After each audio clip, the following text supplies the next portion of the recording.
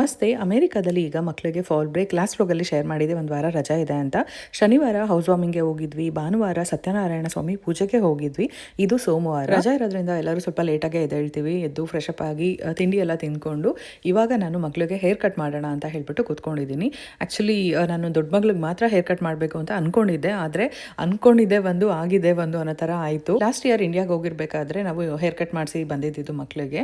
ಇವಾಗ ತುಂಬಾ ಉದ್ದ ಬಂದಿತ್ತು ಕೂದಲು, ಹಾಗಾಗಿ ಸ್ವಲ್ಪ 1 ಇಂಚಷ್ಟು ಕಟ್ ಮಾಡ್ತೀನಿ ಅಂತ ಫಸ್ಟ್ ಅಂದ್ಕೊಂಡೆ.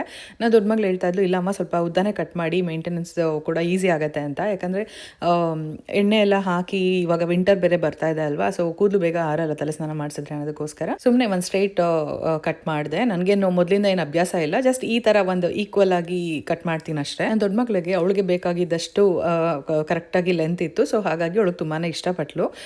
ಅವಳಿಗೆ ಹೇರ್ ಕಟ್ ಮಾಡಬೇಕಾದ್ರೆ ನನ್ನ ಚಿಕ್ಕ ಮಗಳು, ಅಮ್ಮ ನನಗೂ ಹೇರ್ ಕಟ್ ಮಾಡಿ ಅಂತ ಬಂದಳು. ನನಗೆ ಶಾಕಿಂಗ್ ಅಂತ ಹೇಳ್ಬೋದು, ಯಾಕಂದರೆ ಹೋದ ವರ್ಷ ಸಲೂನ್ಗೆ ಕರ್ಕೊಂಡು ಹೋಗಿರ್ಬೇಕಾದ್ರೆ ಇಂಡಿಯಾದಲ್ಲಿ ತುಂಬಾ ಹಠ ಮಾಡಿದ್ಲು, ನನಗೆ ಕೂದಲು ಬೆಳೆಯಲ್ಲ ಅನ್ಸುತ್ತೆ, ಬೇಡ ಬೇಡ ಅಂತ. ಅಂಥದ್ರಲ್ಲಿ ನನಗೂ ಹೇರ್ ಕಟ್ ಮಾಡಿ ಅಂತ ಬಂದು ಕೂತ್ಕೊಂಡ್ಲು.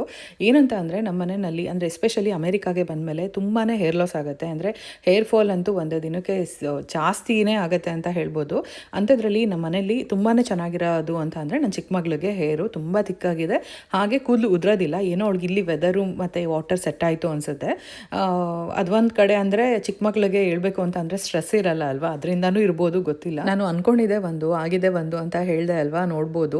ಸರಿ ಸ್ವಲ್ಪ ತುದಿನಲ್ಲಿ ಕಟ್ ಮಾಡೋಣ ಅಂತ ಅಂದ್ಕೊಂಡೆ, ಅದಾದಮೇಲೆ ಇಲ್ಲ ಅಕ್ಕನ ಥರನೇ ಮಾಡಿ ಅಂತ ಹೇಳಿದ್ಲು. ಸೊ ಹಾಗಾಗಿ ಒಂದೇ ಸರಿ ನೋಡಿ ಎಷ್ಟು ದಪ್ಪ ಇದೆ ಕೂದಲೊಳಗೆ ಅಂತ ಹೇಳ್ಬಿಟ್ಟು ಕಟ್ ಮಾಡೋದು ತುಂಬಾ ಕಷ್ಟ ಆಯಿತು. ನಾನು ಅಂದ್ಕೊಂಡಿರಲಿಲ್ಲ ಹಿಂಗಾಗತ್ತೆ ಅಂತ.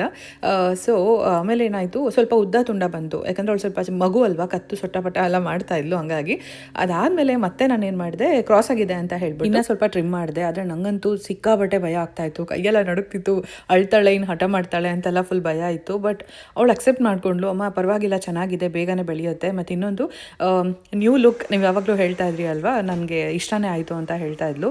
ಆಮೇಲೆ ಅನಿಸ್ತು ನನಗೆ ಈ ಥರ ಒಂದು ಹೇರ್ ಕಟ್ ಮಾಡ್ತೀನಿ ಅಂತಿದ್ರೆ ಯಾವುದಾದ್ರು ವೀಡಿಯೋನಾದರೂ ನೋಡ್ಕೊಂಡು ಬರ್ಬೋದಾಗಿತ್ತು ಅಂತ.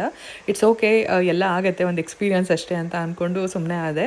ಅದಾದಮೇಲೆ ನೀಟಾಗಿ ತಲೆ ಸ್ನಾನ ಮಾಡಿಸ್ಬಿಟ್ಟು ಹೇರ್ ಡ್ರೈ ಎಲ್ಲ ಮಾಡ್ತಾ ಇದ್ದೀನಿ, ಒಂಥರ ಸಲೂನ್ ಫೀಲ್ ಕೊಡೋಣ ಅಂತ ಹೇಳಿ. ಲಾಸ್ಟ್ ಮಿನಿ ವ್ಲಾಗಲ್ಲಿ ಆ ಲೆಹಂಗಾಗೆ ಎಷ್ಟು ಚೆನ್ನಾಗಿ ಕಾಣಿಸ್ತಾ ಇತ್ತು ಲಾಂಗ್ ಹೇರ್, ಸೊ ಇವಾಗ ಶಾರ್ಟ್ ಆಗಿಬಿಟ್ಟಿದೆ. ಹೀಗಾಗುತ್ತೆ ಅಂತ ಮೊದಲೇ ಗೊತ್ತಿದ್ದಿದ್ರೆ ರಬ್ಬರ್ ಬ್ಯಾಂಡ್ ಹಾಕಿ ನೀಟಾಗಿ ಕಟ್ ಮಾಡಿ ಡೊನೇಟ್ ಆದರೂ ಮಾಡ್ಬೋದಾಗಿತ್ತು. ಸೊ ಅದಾದಮೇಲೆ ರಿಯಲೈಸ್ ಆಯಿತು.